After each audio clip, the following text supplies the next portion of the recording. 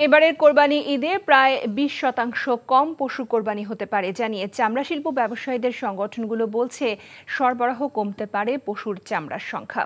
তবে গুণগত মান ঠিক থাকলে সরকার নির্ধারিত দামে কোরবানির পশুর চামড়া ক্রয় করবেন ব্যবসায়ীরা।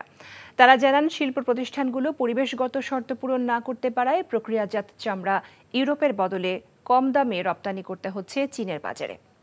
আরও জানাচ্ছেন শফি মাহমুদ সাগর। এখন জন্ম সনদ দিয়ে খোলো বিকাশ স্টুডেন্ট অ্যাকাউন্ট। নিজের বিকাশ নিজে কর।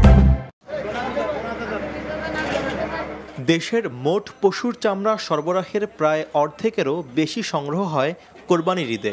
তাই শেষ মুহূর্তে পশুর চামড়া প্রক্রিয়াজাতকরণে প্রস্তুতি নিচ্ছে দেশের চামড়ার আড়ত ও ট্যানারিগুলো।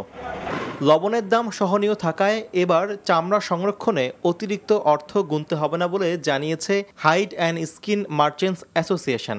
সংগঠনটির সভাপতি আফতাব খান জানান, গরম আবহাওয়ার জন্য চামড়া পচে যাওয়ার আশঙ্কা রয়েছে, তাই দ্রুততম সময়ে সঠিক পদ্ধতিতে লবণ দিয়ে সংরক্ষণ করতে হবে। অত্যাধিক গরমের কারণে হয়তো কিছু চামড়া নষ্ট হতে পারে।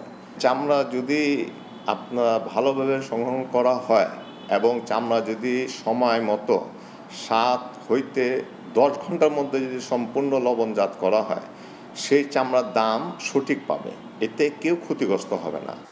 বিপুল সম্ভাবনা থাকার পরও বিকাশ হচ্ছে না দেশীয় চামড়া শিল্পের। বাংলাদেশ ট্যানার্স অ্যাসোসিয়েশনের চেয়ারম্যান জানান, সাভারের চামড়া শিল্প নগরীর কেন্দ্রীয় বর্জ্য পরিশোধনাগারের সক্ষমতার অভাবে লেদার ওয়ার্কিং গ্রুপের সার্টিফিকেট অর্জন করতে পারছে না দেশের চামড়া শিল্প প্রতিষ্ঠানগুলো। ফলে ইউরোপের বাজার হারিয়ে উল্টো উচ্চ মূল্যে কাঁচামাল আমদানি করতে হচ্ছে। এই বছর আমার মনে হয় যে 20% পশু কুরবানি আপনার কম হবে।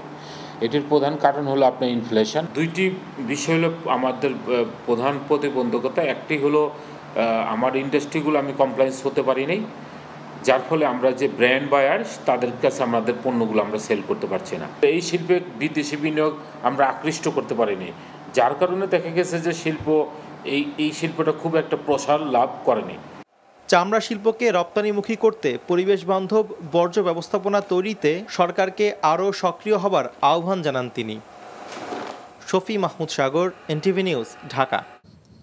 এখন জন্ম সনদ দিয়ে খোলো বিকাশ স্টুডেন্ট অ্যাকাউন্ট। নিজের বিকাশ নিজে কর।